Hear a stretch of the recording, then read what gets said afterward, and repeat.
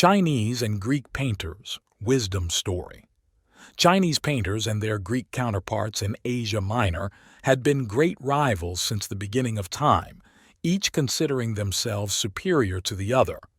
No one was truly able to say whose style was more sophisticated or which painter's works were more beautiful.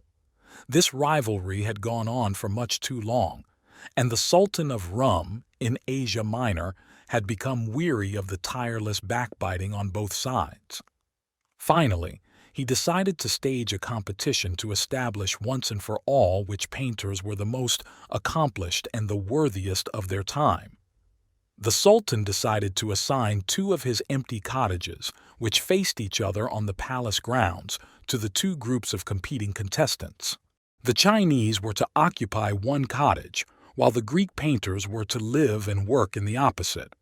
They had 1 month to present their projects to the Sultan. The Chinese were eager to begin work and asked for numerous colors of paint, immediately setting out to draw their designs on the walls of their house. The Greeks asked for nothing. They had brought with them special stones for polishing the surface of the walls. Shortly after arrival in their cottage, they began the grueling task of rubbing down the residue of many years of rot and decay that covered all the walls in their cottage. It took the Greek painters countless hours of arduous work to remove the effects of many years of wear and tear on the aged walls, old paint and mildew that they had scrubbed and polished over and over again.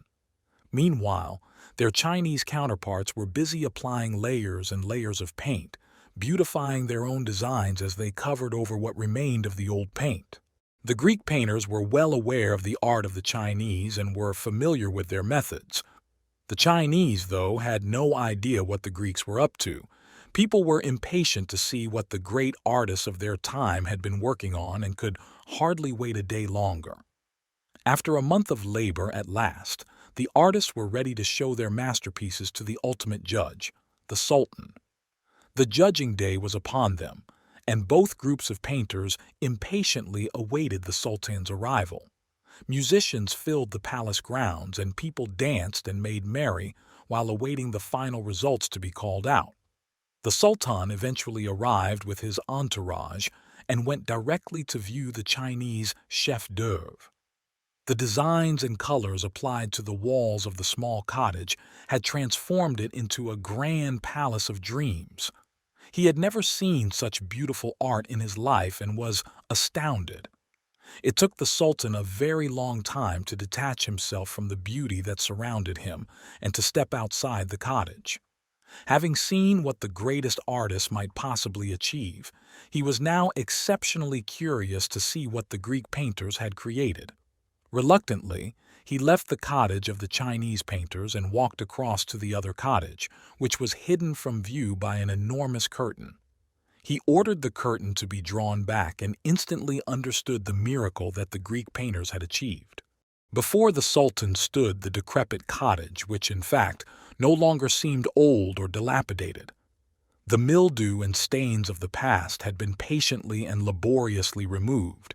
The artists had scrubbed, polished, and refined the walls to the extent that everything, including the Chinese paintings in the cottage opposite, was perfectly reflected onto them, exemplifying their purity. The work of the Chinese painters, in all its complexity and beauty, was manifested in the art of the Greek painters' simplicity and transparency, thus rendering it unfathomably more glorious. The Sultan could not hide his amazement at how the Greek painters had managed to recreate beauty in its purest form, creating the perfect state. He had no doubt which group had the superior artists.